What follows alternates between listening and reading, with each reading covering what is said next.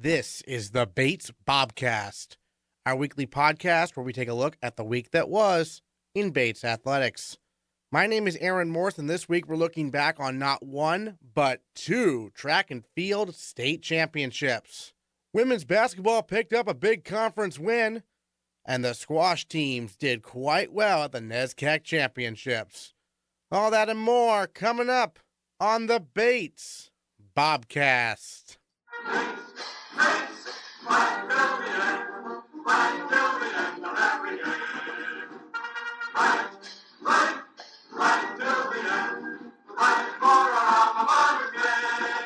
The basketball teams got the week off to a great start with wins over Maine Farmington on Tuesday. The men's basketball team defeated the Beavers 91-72 behind a career-high 21 points from first-year Jeff Spellman. Here comes Spellman across the timeline. Spellman, nice dribble drive to the hoop, got a screen from Marcus Delpeche, score it, and the foul! The women's team won 71-42, and Ali Capola made history. Here's Foote in the left wing. Now Henshaw, baseline for Nason, shot up, short, rebound. Capola gets in. She's the all-time career record holder for rebounds at Bates College. Capola's 886 career rebounds surpassed Olivia Zurich in the all-time record books at Bates. The women's basketball team dropped a game to number 2 nationally ranked Amherst on Friday before bouncing back to beat Trinity 82-73 on Saturday behind a season-high 32 points from Nina Davenport. Connors off the screen from Capola. Now Davenport, left wing, gotta look for three, knock it down again! It's gonna be a long day for the Bantams if they're giving Nina Davenport looks like that, because she's deadly from outside. Davenport earned Maine State Player of the Week honors and is now averaging a NESCAC leading 14.5 points per game. Saturday's win was extra special because it came on senior day for the Bobcats. We caught up with senior co-captain Bernadette Connors after the win. Well, first of all, senior day here at Alumni Gymnasium. What was it like to play in front of your friends and family here on a day where you and Allie and Alexa are all being honored? Just so exciting and so special. Obviously, you just kind of reflect on everything that you've been able to do over the last 4 years. And it was just awesome to be here with everyone and to have so many fans. Is it extra special to have such a good game that you had? I think you had, 14 points in this one and knocked down some threes?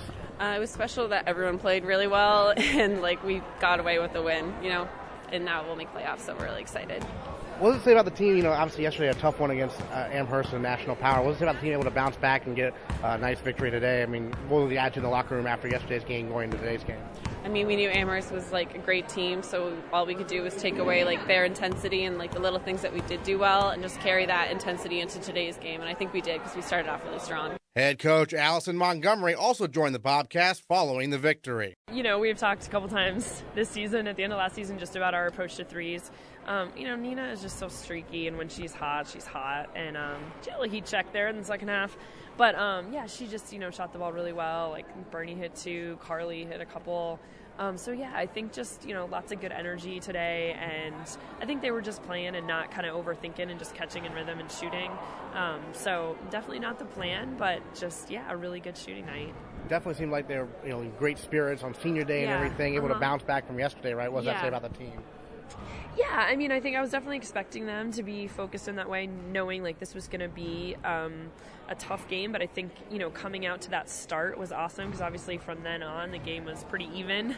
And they obviously made a run at us in the fourth quarter. So just getting that start, I think, was so good for our confidence and our energy and just kind of allowed us to play a complete game, I think. And then Bernadette Connors played really well, 7 assists, 14 points. That's really when the team's at her best, when she's doing well, it seems like, right? Yeah, exactly. And for her, I think it's just such a mindset thing. And she brought it today, which is great. And I think, obviously last night was a really rough game for us. We played a really, really tough opponent.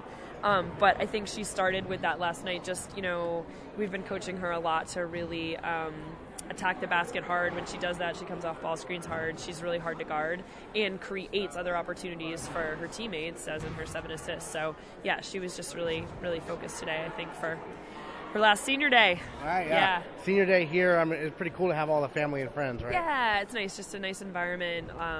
So really exciting. I think they were really looking forward to it, and everyone loves playing at home, but I think playing in Alumni Gym is an extra special thing. So Yeah, 2 more games this year, a home game against Maine Augusta, and then, of course, a big one on the road against Williams. Last year, it was a win over Williams that put you in the NESCAC tournament. Right. It could be a situation again this year, too. Yeah, absolutely. I think so. Yeah, I think just wanting to finish strong. Obviously, this win was also really important to position us to make the tournament. But yeah, I think bringing that same energy and that same focus on the road will be really important on Sunday. Yeah, and we'll know going into that game, because everyone else will be done, and so we'll know kind of what hangs on that game. So hopefully we can be really tough and focused. Yeah. All right, Coach. Thanks so much. All right. Thanks, Aaron. The men's basketball team dropped a pair of games to Amherst and Trinity on the road over the weekend, but they get a chance to bounce back this Sunday against Williams in their final regular season game before the NESCAC Championships. Speaking of championships, the men's and women's track and field teams both won the Maine State Championship over the weekend. The women traveled to Gorham on Friday and won the meet with ease, outscoring runner-up Southern Maine by 60 points. It marks the 4th consecutive state title for the women. They won 7 events and broke 3 meet records. Female Bobcat of the Week, Jessica Wilson, moved up to 4th in the nation and 2nd on Bates' all-time performance list in the mile run, with a Maine State meet record time of 4 minutes, 59.33 seconds. It was great. The past 4 years have been incredible for indoor, and it's been so exciting to sort of, achieve that state title with all of your teammates. And this year in particular was special, not just because, it is my senior year, but because it would be the 4th consecutive title, which was pretty cool. And so, to look back on, my own experience and, my teammates' experiences and look back and see that, in this 4-year period, we won every single year. It was definitely pretty exciting and a pretty cool experience to share with all of your teammates. And in particular, this is kind of the last meet before it starts to get whittled down, right? So it's kind of cool to have the whole team there, right? Exactly. Yeah, that was kind of the best part is that, our team is very strong in the sense that we have a lot of depth. So in each of our events, we don't just have one person who excels at it. We have multiple people who excel at it.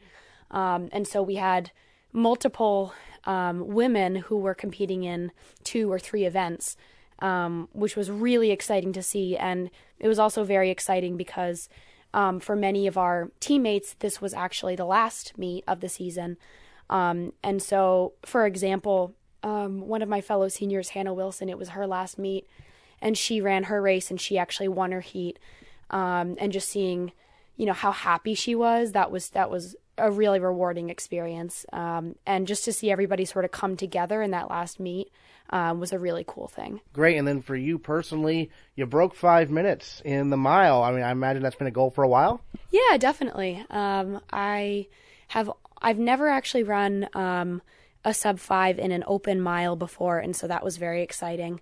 And a lot of the members of the team, because it's, getting to be the dead of winter, are starting to get a little sick. And so, I wasn't quite sure if I could do it. But as soon as the gun went off, I sort of felt it.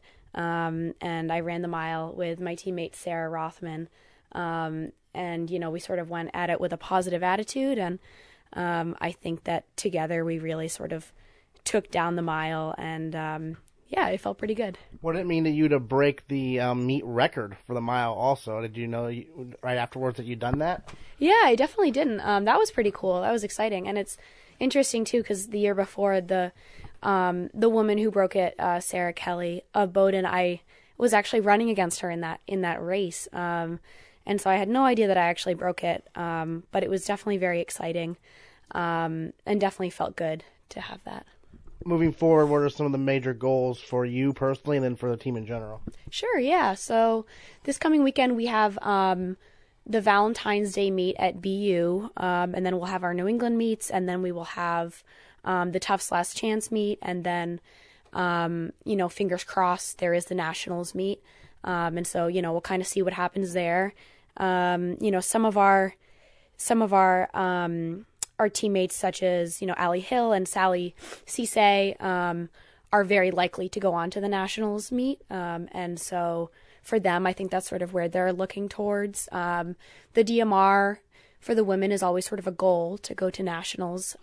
Historically, we've sort of, and traditionally, we've sort of been able to sort of send a team there for the past number of years. So that's definitely a goal of ours.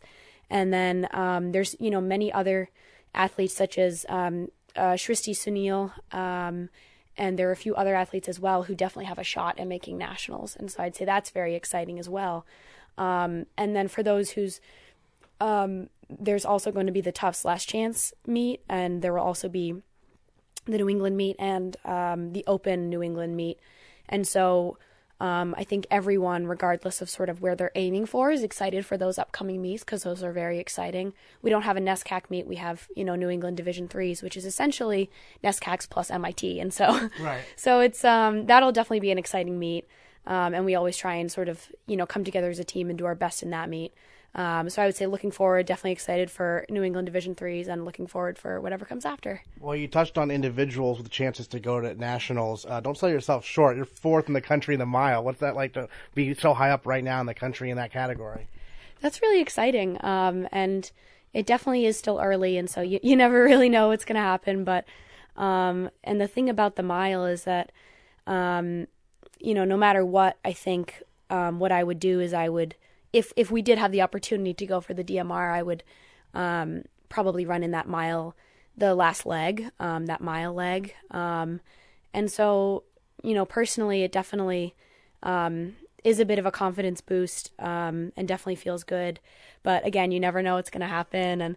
And it's definitely exciting to see some other of my teammates on that list, like looking at Sally, looking at Shristi, especially Allie Hill, who I think is still number one in the nation, which is insane. And last year at Nationals, she was just shy of that 8th spot. And so looking forward this year and seeing, the possibility of her becoming a national champion is incredible. So, no matter what happens, I'm definitely excited for that. Yeah, lots of interesting things coming up for the women's track and field team. Congrats again on the 4th consecutive Maine State Indoor Championship. Great. Thank you, Aaron. The men's track and field team traveled to Brunswick on Saturday and brought home a Maine State title of their own. After finishing a disappointing 3rd last year, the Bobcats defeated runner-up Bowdoin by 9 points to bring the state title back to the Bates campus. It's the 4th time in the last 5 years the men have won the state championship.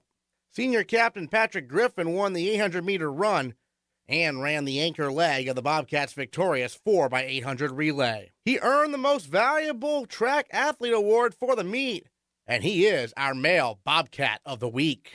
Pat, let's start with before the Maine State Championships. A couple of days before at practice, you got up there, some of the other captains gave speeches as well, but you got up there and you gave a particularly intense speech, and I'll let you describe to the people kind of where that concept came from about, you're out there for the individual, but it's going to help the team also.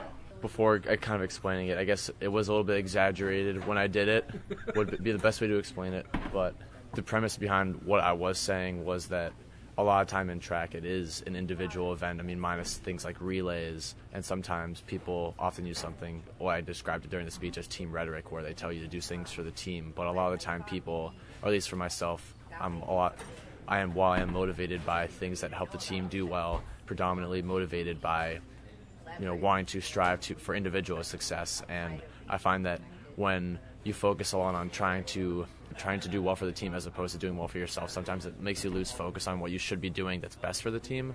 So I advised everyone in the best way that I could that doing things for yourself isn't always a bad thing, and being selfish isn't always a bad thing in a race, because oftentimes that your personal success will lead to the team's success in that kind of situation. I love the enthusiasm in your speech. Are you known for those type of speeches, or do you surprise your teammates with that? I'd say during the only times I really do these kinds of speeches is during the state meet. I'm usually pretty known as a mild-mannered guy on the team, so I think a lot of people were surprised, but I did this last year for the outdoor state meet, so I'd say if you knew it was coming, you wouldn't have been surprised, but a lot of people who don't know me particularly well were very surprised, so yeah. Obviously, it got people pretty hyped up, right? I would like to think so, yes. And then let's talk about reclaiming the state title. I mean, obviously last year a 3rd place finish, very disappointing. This year bouncing back to win it all. When did you learn that you had clinched the title overall of the team?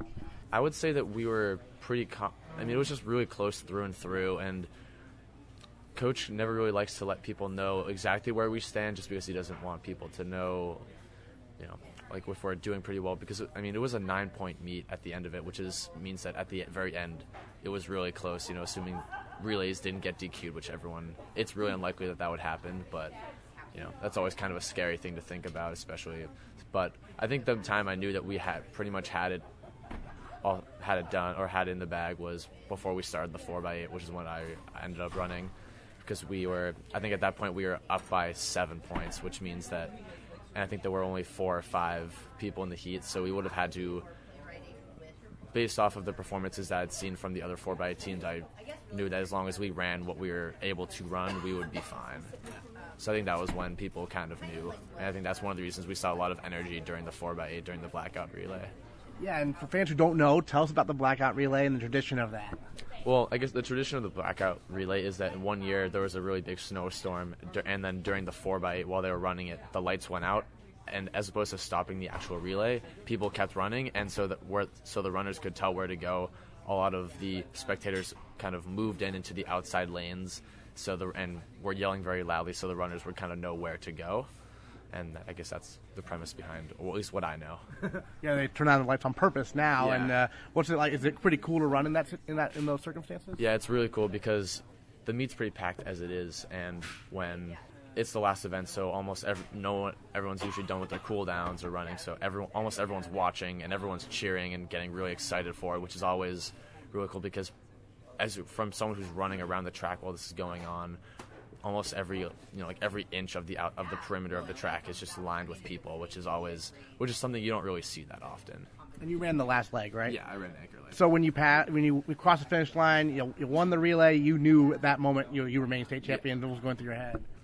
Just a lot. It was pretty confusing, I guess, would be the best way to put it, because you're coming off your runner's high a little bit, a little exhausted, fatigued, and then there are a bunch of people around you just kind of shaking you around, yelling in your face. So it's just, a lot of emotions, definitely. It's also cool. I was talking with, Jess Wilson on the female side about how this is the last meet for a number of your teammates, right? So it's cool to kind of see them be able to go out on a high note too, right? Yeah. I mean, the State of Maine meet, because it is, if you don't qualify for Division 3s or any of the meets going forward, this is your last meet. And it's definitely, for the seniors who was their last meet, this is definitely a way to, end your season on a good note for indoor, because indoor has always been one of the more I would argue, more competitive of the state meets, just because outdoor is just a different scenario, different events and whatnot. So it's a little more intense indoor, I would say. What are some things you'd like to see from the team going forward here into New England in the Nationals, hopefully? Going into Division 3 is what I'd like to see. I mean, just this past weekend was great. We had a lot of very strong individual performances. I think this is the first year, always in our coach's memory, that we've had people qualified in all 18 events that they have which is great. That's a great way to be lined up for Division 3s. And I think one thing that stood out to me that my coach told me about was we have 8 people qualified in the 5K, which typically, for people who don't really know what that means, typically for Division 3 New England's, I'd say Bates usually averages around 3 or 4 people per event qualifying, and having 8 people qualify in an event is just not all of them won't run that. They'll probably run other events, but it's just a lot of people in that.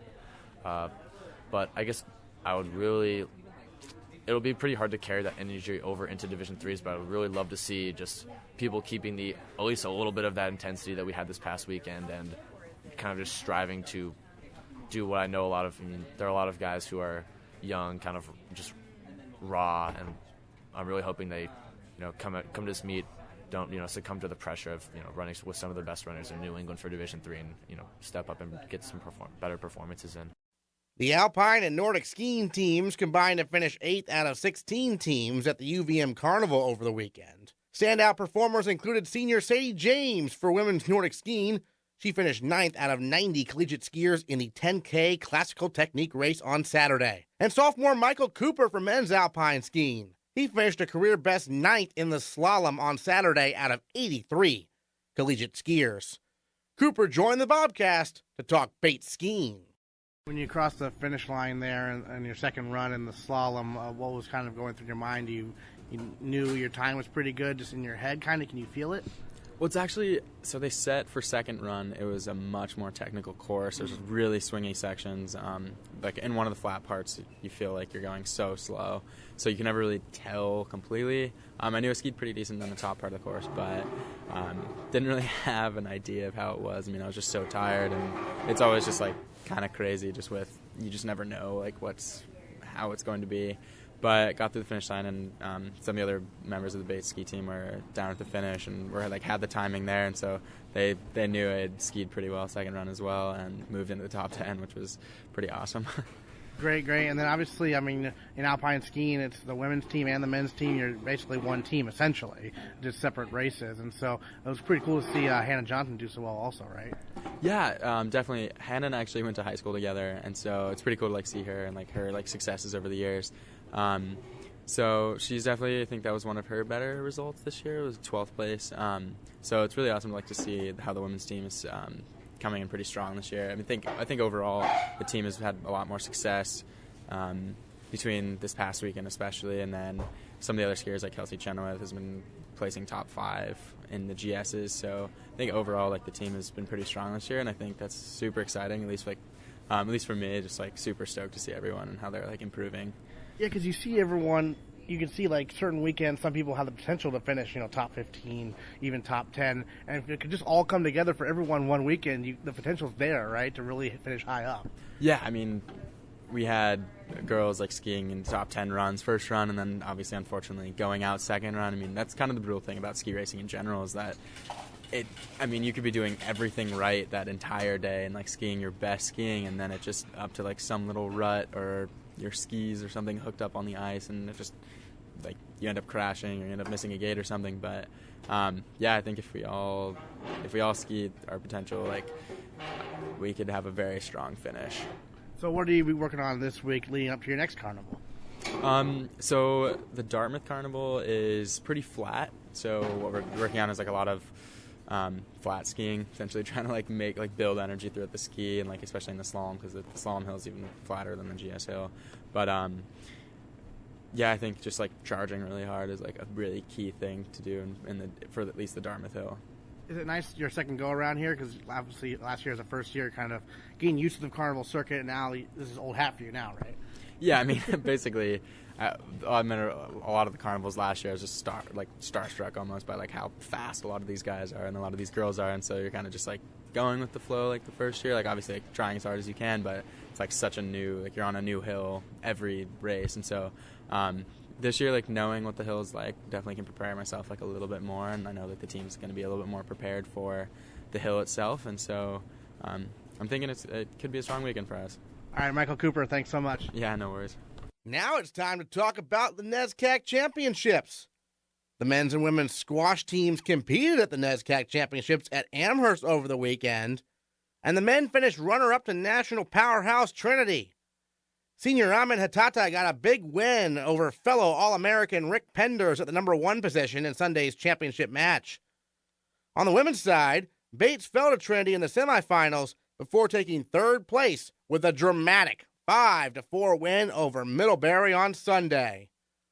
4 of the 5 matches Bates won against the Panthers went the full 5 games, including the clinching match won by NESCAC Women's Squash Player of the Week, sophomore Vicky Arjun. I've definitely encountered a lot of matches where I've been put under a lot of pressure with the deciding match, so I guess I do have some experience there, but specifically with Bates. And in my history here, we did lose to Middlebury earlier in the season 5-4, so that was definitely a great rebound for the team and motivation to play our absolute best, and it was a great feeling to pull out with that win. When did you realize that you were the last one playing? So at the beginning of my 4th game, I believe, when I was 2-1 up and I just lost the 3rd, a group of my teammates came up to me, and actually Darius had mentioned to me that, oh, by the way, the match is 4-all and you're the decider, so no pressure. But obviously that struck a couple of nerves, but at the same time, when I was on court and in the midst of the chaos that was the crowd, it did click for me, and it helped sort of build my aggression on court and really push me to play my absolute best in the next 2 games. So, yeah. Yeah, in Game 4, you drop a close one, 13-11. What's going through your mind? What are you talking with your teammates about between the short time you have between Game 4 and 5? Just basically building as much of a tactical game as I can. My game is definitely a deep game and try to sort of outrun the other girl and then just look for my best openings. So trying to force her to break into my rhythm was the main goal of those next 2 games, and obviously having my teammates coach me between games was super helpful. I had 4 of my teammates and Pat included, and it was definitely one of the most exhilarating moments of my bait squash career, but it was just forcing her to play into my game, and once it hit the 5th, I just knew what I had to do then. Great. I know I think you'd played this opponent before when you played Middlebury previously, and you were able to get the victory this time. What changed for you?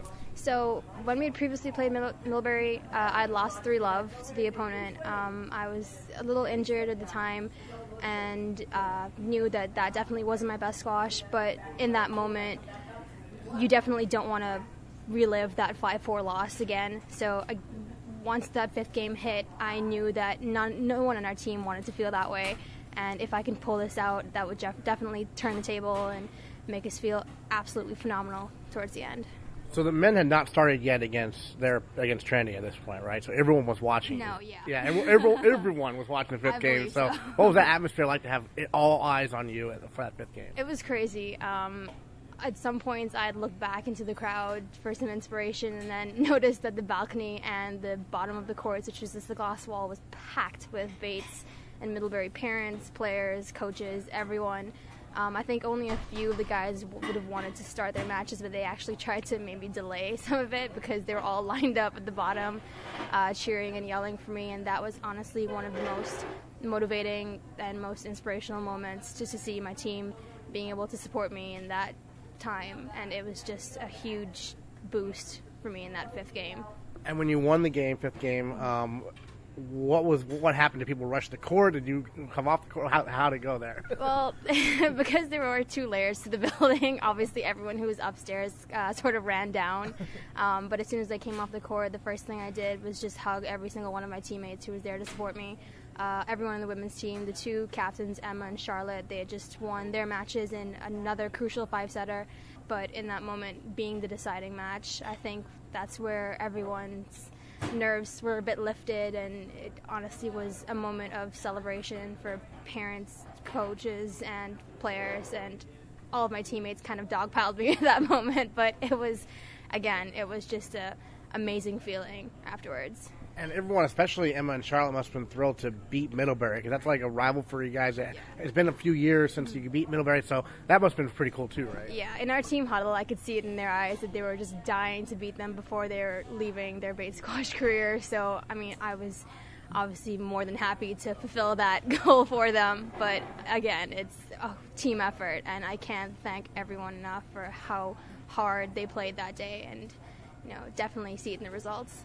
From a mentality standpoint, obviously, in your situation, you were up 2-0, and then you have to hold off someone rallying, right. Whereas I know other cases you can fall down 2-0 and then be the one rallying. So how does that change from a mentality standpoint, which you prefer almost, if you had to choose, either defending a lead where like the other person's building momentum, or you're the one gaining when you're behind? I've definitely been on both opposite sides of the spectrum throughout my squash career, but I personally, my mentality going into the game is to stay as calm as possible, and obviously blasting loud music and trying to get myself motivated pre-match, that's crucial to my game and to try and get me into that aggressive atmosphere, but at the same time to keep my calm and just be collected between each point and make sure I restart and rebuild a point and know exactly what I'm about to do next is very vital in my game. And at some moments, obviously, you kind of want to burst out with a little scream or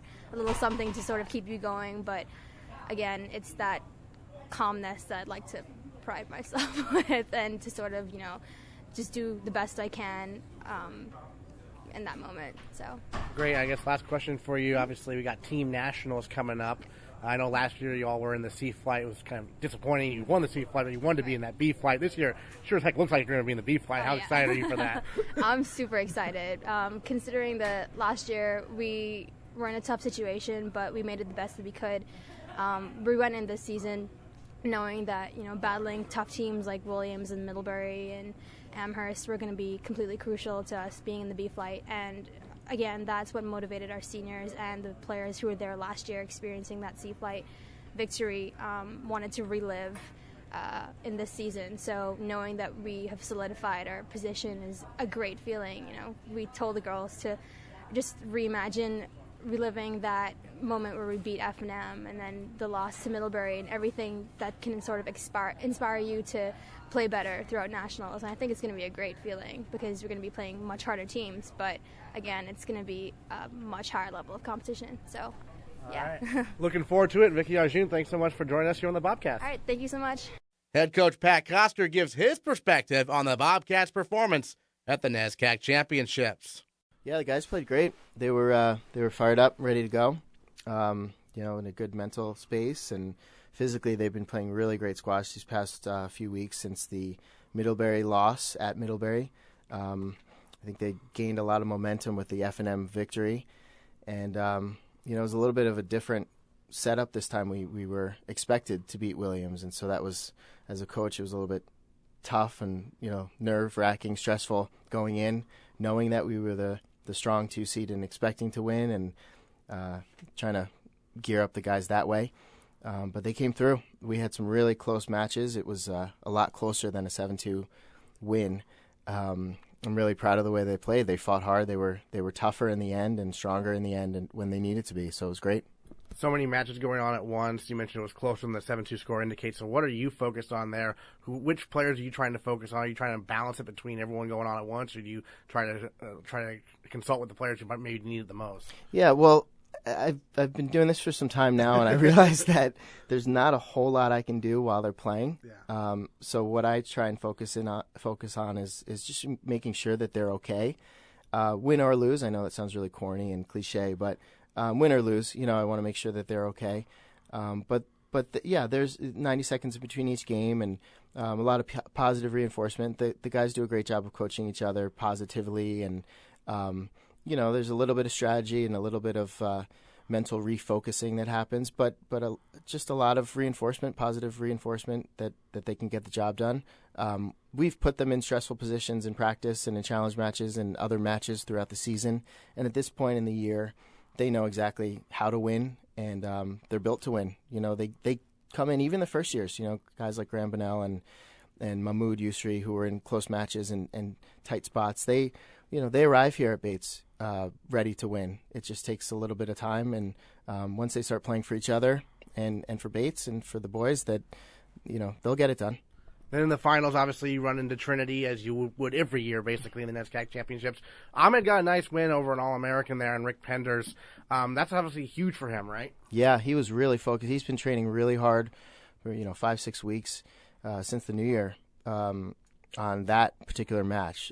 He was disappointed earlier in the year in November when we went down there and lost when he lost to Michael Craig from Trinity. So he was really focused on getting that win in order to bolster his individual ranking, but also to boost the guys. It's sometimes hard to fight against Trinity since they do things so differently and they're such a strong team. But he knows that his win and playing really tough and getting a victory will affect the guys positively, and ultimately, selfishly for him, he probably has shored up his spot as a 4-time All-American, which is really remarkable given our history and in his 4 years here. But no, I'm super happy for him. He works harder than anyone. He's here in the building. He's over at Underhill and Merrill. We probably see the guys and I probably see about 30% of the work that he puts in. So he deserves everything that happens on the court. He just works harder than everyone. And then on the women's side, obviously, they won their first match, and obviously they ran to Trinity in the semifinals, so they get a third-place match with Middlebury, a team they had a heartbreaking 5-4 loss to earlier this year. This time, a thrilling 5-4 win.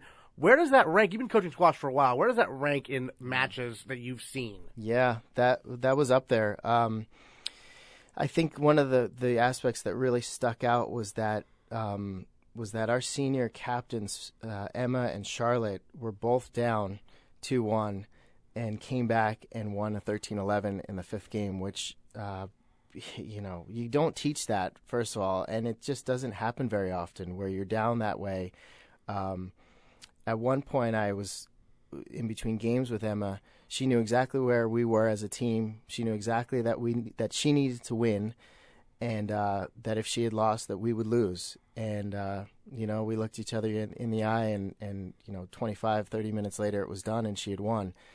Same thing with Charlotte. The two of them, they're captains for a reason. They're champions for a reason, and we're lucky to have them. But those other matches, Eliza's match up 2-0, all of a sudden it's 5 games. Vicky up 2-0, all of a sudden it's 5 games. I mean, it just looking at the parents and the other kids and the Middlebury women and the coaches, it was I've been around for some time, so I can kind of compartmentalize it and take my own deep breaths in the corner there and be okay. But there were certainly some tears afterwards, and some tears of jubilation for sure on our end. So I'm really happy for the women. They deserve that victory. They've been working really hard on and off the court and committed themselves, and it's just really special to be a part of that. Something that I found kind of amusing was Vicky was obviously the deciding match. It was tied at 2, but she didn't know it was tied at 2 initially until Darius just walks up to her and is like, "Hey, by the way, you're the deciding match now. Good luck with that." I didn't know that. Vicky's usually a little bit quicker than that, but it was emotional for sure. I didn't realize that, but we knew Vicky was going to win. I don't know if she knew she was going to win, but we knew she was going to win. She was a better player that day, and she's healthy now, which is amazing for us. So she's a really strong number 3, and really helps the team when she's healthy, and she's a great leader as well. And so I don't know too many Bobcats parents and the men's team were cheering her on, and coaches that thought that she was going to lose. I think we all knew that she was going to win. So when it happened, it was obviously thrilling and wonderful, and it was great to see the women so happy and celebratory. But I think we had it all along. Now we go from recapping NESCACs to previewing NESCACs. The women's swimming and diving team heads to Brunswick this weekend for their biggest meet of the year. The NESCAC Championships always feature fierce competition from the likes of Williams, Amherst, Middlebury, and Connecticut College. We look ahead to the weekend with Bates head coach Peter Casares. The end of the season really comes down to 2 things in this program, and that is, one, we try to rest our athletes and get them to avoid the mentality of train. If you are training all the time, you're tired, you're fatigued, and no swimmer has ever been their best when they're tired. So how do you switch from a sport that is all about getting in great shape and getting in to a higher level of training, and switch them away mentally into that world of, okay, if I rest and do less, I'm going to be faster. So we try to write our practices with high intensity but lots of easy swimming in between, in order for them to have way more easy swimming and shorter bursts of speeds that emulate more of the races that they'll see at the end of the season. Because the 3-day conference meet is about swimming really fast and then waiting around 20, 30, 40 minutes until you do it again. So you have short bursts of speeds and lots of easy swimming in between, and we start to do that. The other thing we think about a lot is how healthy are they? Can we give them a little bit more rest? Can we encourage them to get to bed earlier? Can they get through the cold and flu season? Can they avoid injury? And can we come together with a healthy program going into the last 3 days of the season so that we're all firing at 100%? I believe the meet this year is at Bowdoin, right? Yes, it is. And so what's that place like? I know, I believe you've competed there, obviously, many times in the past, I'm sure. Yeah, it's fantastic to have the meet 45 minutes away at a facility that we're comfortable with. It's a great pool, a great environment with the crowd hanging over the pool and all the teams around it. So I like the meet at Bowdoin because it gets loud and it's exciting and the pool's fast. So we're excited to head down the road and represent Maine at the Bowdoin pool. There's so many, obviously, standout athletes on the women's swimming and diving team. But looking at diving real quickly, I mean, Emma Jarzik, probably the top diver right now in the NESCAC? She's one of 3 of the top, I would say. I hesitate to ever crown somebody the champion before the actual stuff happens, but Emma's got the goods. She could easily pull off a win. Things go her way.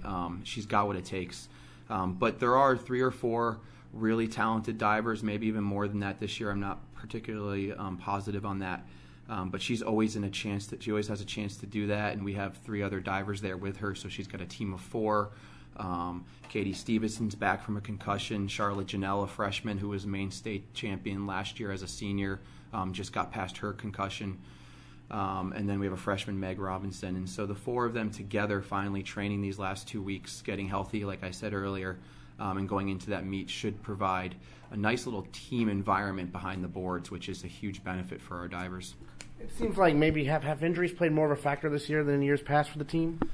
You know, we have had a few injuries and concussions and whatnot that have, simply because we're a team of about 24, 25 women right now. So in the past, we've been up to about 28 or 30, and when we had those injuries, the depth kind of allowed us to overlook those, and when people got healthy at the end of the season, we didn't really skip a beat. But this year we've had to get creative. We're a little bit smaller, but as I've said to this women's team all year long, we're extremely talented, and we've got the right people in the right places. And if we're a team of the many and not the few, we'll be really good. And what I mean by that is we do have 24 going to this meet. We just can't rely on 6 to 8 of them to take us places. We have to be all 24 in order to accomplish the team goals that we have before we head off to nationals. Obviously, every event is important, but are there any events in particular you're looking forward to seeing at the NESCAC Championships from your team?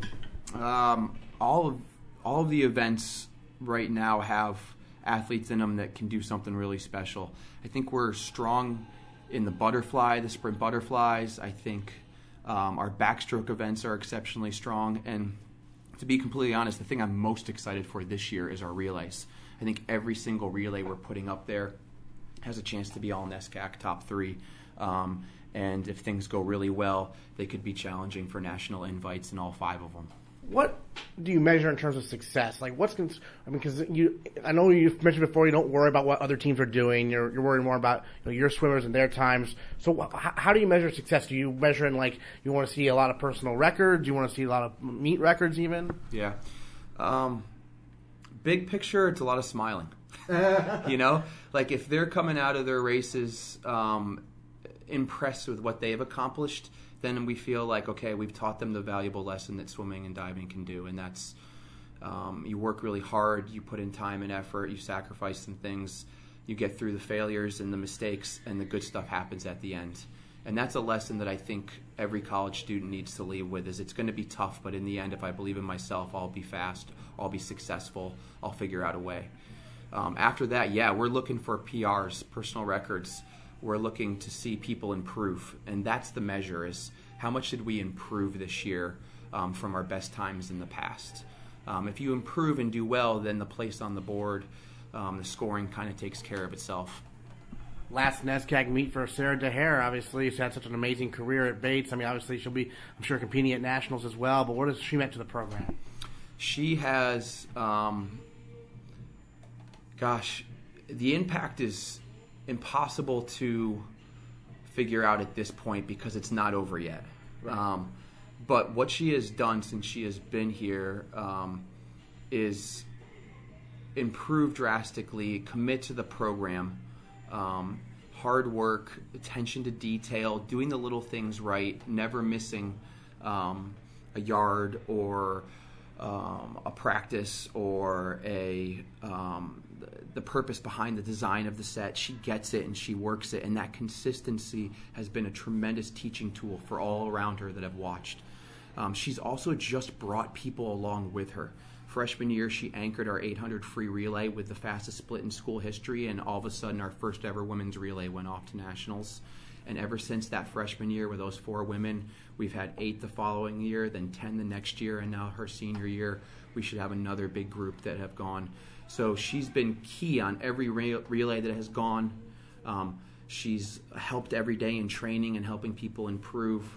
And she just made one of those impacts on a program that you just pray that you've done enough as a coach to put her around as many people as possible so that when she graduates, that tradition of hard work, focus, and detail continues on in the people below her that are going to continue what she started and the legacy that she kind of demonstrated to everybody. All right, well, we're looking forward to the NESCAC Women's Swimming and Diving Championships this weekend at Bowdoin. Coach Casares, thanks so much. You betcha. This Friday, the women's basketball team hosts Maine Augusta at 7 o'clock p.m. for their final home game of the season before they visit Williams for their final regular season game on Sunday. Meanwhile, the men's basketball team hosts the East Sunday at 2 o'clock in their final regular season game as well. Positioning in the NESCAC Championships is on the line for both squads, and we'll recap those games and more next time on the Bates Bobcast.